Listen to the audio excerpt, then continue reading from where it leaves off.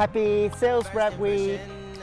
You OPN, we should be closer than friends. Did you know that other than their sales skill, there is another challenge for sales reps? The door's OPN, take the hot road and hop in. It is their time management skill. To me, it is more like their priority management skill. So the children in the house, she's inappropriate. The way she's approaching us, I disassociate, exfoliate, the renegotiate. She's closing up, come to visit me, she said that she the lonely. Depending on your industry, your traveling time will vary. My advice is for you to be strategic with your plan. If you reflect, you will actually notice that a lot of time is wasted by commuting. Open up.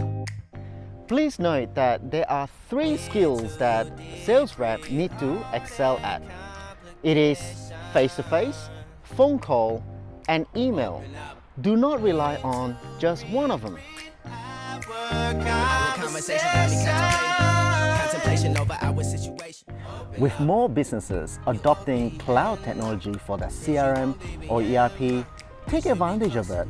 You can actually do your quotes or send more emails in between your meetings. The idea is to finish your job before you go home. I recall working very late every night during my sales rep days. It is not healthy.